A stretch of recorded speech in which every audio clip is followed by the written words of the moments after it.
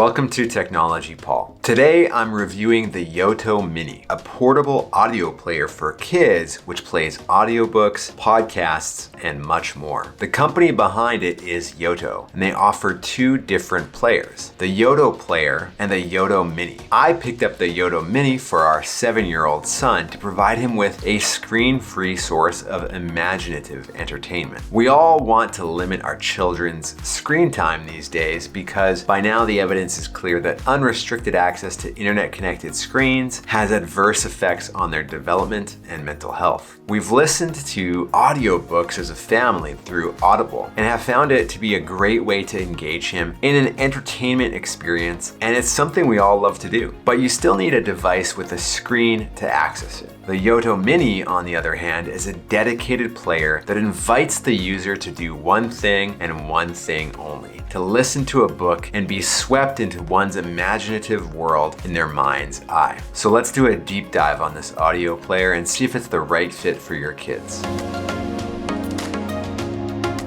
As I mentioned off the top, there are two Yoto versions. The Yoto player is a bigger version with a large front clock display, and it's meant to sit on your nightstand. It does have a battery, which means you could listen around the house, but it's a bit of a stretch to call it portable. That's where the Yoto Mini comes in. The Yoto Mini's dimensions are 7 centimeters by 7 centimeters by 4 centimeters. It fits right in the palm of my hand. The top of the Yoto Mini has a lanyard connection point, and the mini adventure jacket that I picked up came with an included wrist strap. On the front of the device itself, you have two bright orange dials, the speaker as well as a pixel display. I mentioned this device is screen-free, which isn't entirely true, but the pixel display simply shows chapter numbers and cover art as well at the same time. It's not a display that would keep your child captivated by any means. At the top of the device is the Yoto Cards slot, where you insert the books and different audio that the player can play. The initial unboxing experience was easy, and the setup was pretty smooth. To set up the Yoto player, you need to use the Yoto app. Basically, you need a Yoto login, and when you connect it to the app, you're linking the player to your account. From there, you can start using the Yoto player. We'll talk about the cards, but first let's talk about what you can do with it without the cards.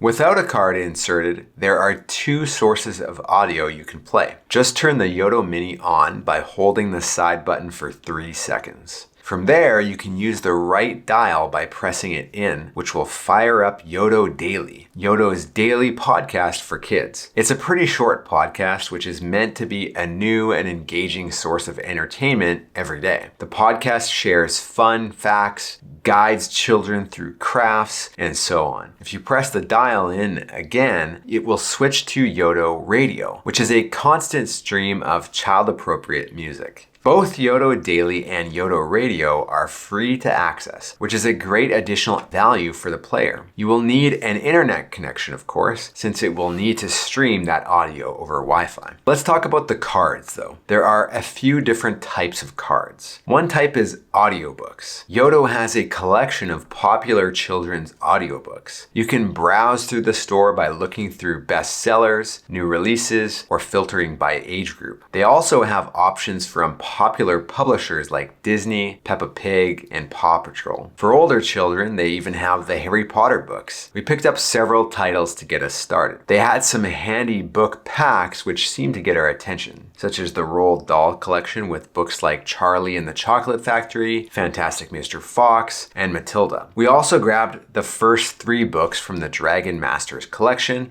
and the Awesome Friendly collection. Books range from $12.99 to $15.99 Canadian dollars, though some are cheaper if they are short books or they're on sale. The collections can range quite a bit depending on how many books are part of the collection. These prices aren't unreasonable for an audiobook and are certainly within my expectations. However, it does make for a bit of an expensive endeavor if you want to grab the player and a few books to get started. The Yoto Mini is $99 Canadian, while the protective sleeve is about $25 and the travel case is $45. This can certainly add up. The other type of card that's available would be music and what I'll call other audio. Essentially, everything that isn't an audiobook. For example, Yoto has a music collection which includes cards full of specifically children's music, but also has some options from popular artists like ABBA, Queen, and the Spice Girls, plus popular soundtracks like Frozen and Frozen 2. Then you've got learning and education cards such as Draw Along, Flags of the World, Earth Explorers, and tons of others. Then there's Sleep and Bedtime, which is a category of cards that are meant to be for bedtime and for helping your child fall asleep,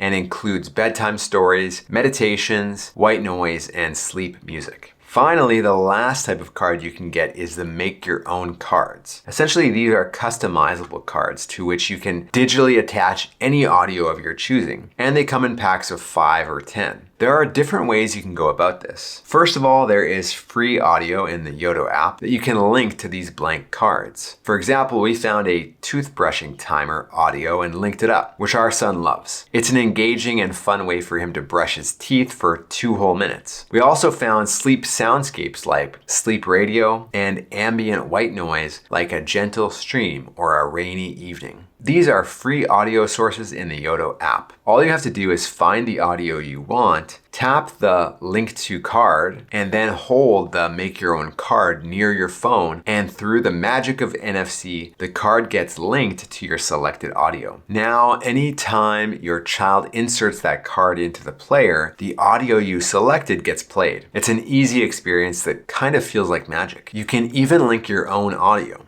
You can record yourself reading a story, for example, or you can upload your own music. Or I presume you could upload a digital audiobook that you picked up elsewhere and link it to a card. So if you have other audiobooks, that might be a great way to get them onto the Yoto. Now, if you want to really go all in on the Yoto ecosystem, this is where their Yoto Club comes in. They have a subscription membership, which I would describe as being similar to an Audible membership. They have memberships for $12.99, which will give you a Yoto Club credit each month, which can be used towards a book. Some books are 1 credit, some are 2, and some collections are several credits. But just like in Audible, you can apply those credits to the purchase of cards in the Yoto store. If you're going to purchase more cards in the future, this membership kind of makes sense, given that the credits are less expensive than the books, so you will ultimately save money. But the membership doesn't end there, because there are hundreds of Yoto originals in the Yoto app that you can listen to as well. These Yoto originals can be linked to your make your own cards. There are short stories and tons of educational content. Apparently, there are over 150 hours of content. If you just want the digital content catalog and don't need the monthly book credit, they have a cheaper subscription at around $6.99. I think it may be well worth it if your child is really enjoying their Yoto player. Our son hasn't put it down since it arrived. I wondered if he would get the controls right away, but they are fairly simple after a bit of practice. The left dial controls the volume, while the right dial controls the tracks or the chapters. You can play or pause the device using the right button on the side. Our child is fully independent with the Yoto and doesn't need any help from us. The card slot firmly keeps the cards in place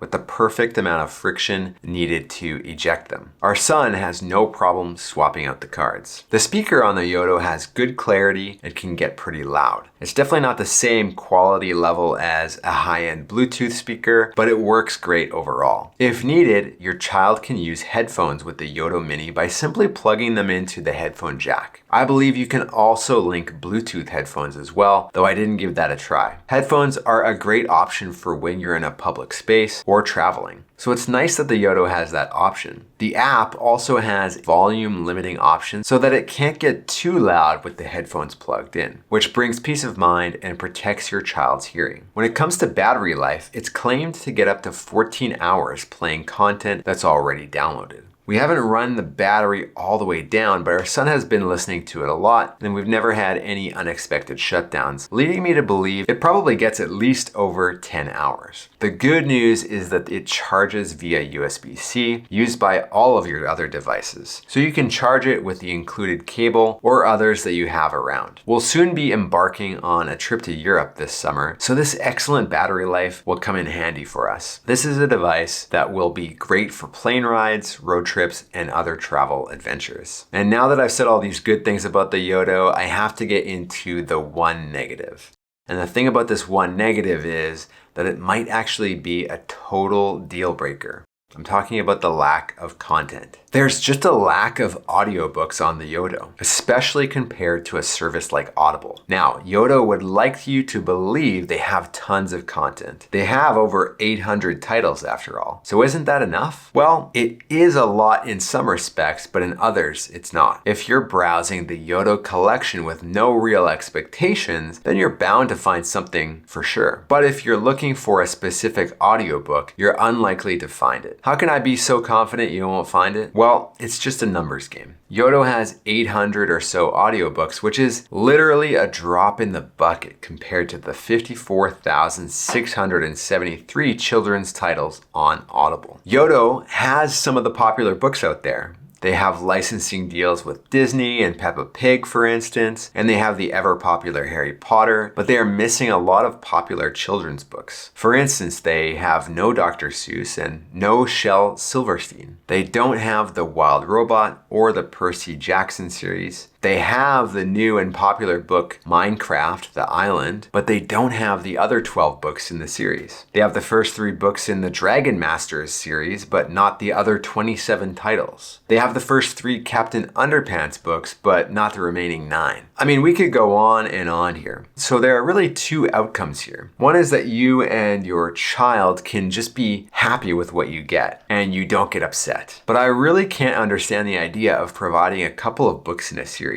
but not all. That logic escapes me. The alternative option is that you buy audiobooks on CD and then rip them onto your computer, upload them to Yoto, and link them to a make-your-own card. But that requires a lot of effort and technical know-how. And at a minimum, this is costing Yoto a lot of lost sales because there are books they could be selling right now if only they were available. But at worst, it's somewhat creating disappointment within their user base, which might drive some people to ditch the platform entirely. I know licensing audiobooks is expensive, and there's probably a chicken and egg issue here where they need more paying users before they can add more books. But that's not really my problem as a consumer. When it comes to almost everything about the Yoto, it's a fantastic product. From its small form factor to its simple controls. The wrist strap, the protective cover, and the case are all well designed. I also love the little cards, and it's a great screen-free activity for children. The only piece it loses on is actual content availability, and that's a pretty big issue. For instance, my son listened to the 3 Dragon Masters books on the Yoto and finished them all within 3 days. I would have happily bought more of the series from Yoto if I could, but since they aren't available and my son is such a big fan of the series, we'll need to purchase the remaining audiobooks on Audible. I really don't want to do that because we have this great screen-free audio player, but it seems to be the only other easy and convenient option. That's my take on the Yoto. But how do you feel about it? Have you tried the Yoto for your kids? Did you love it?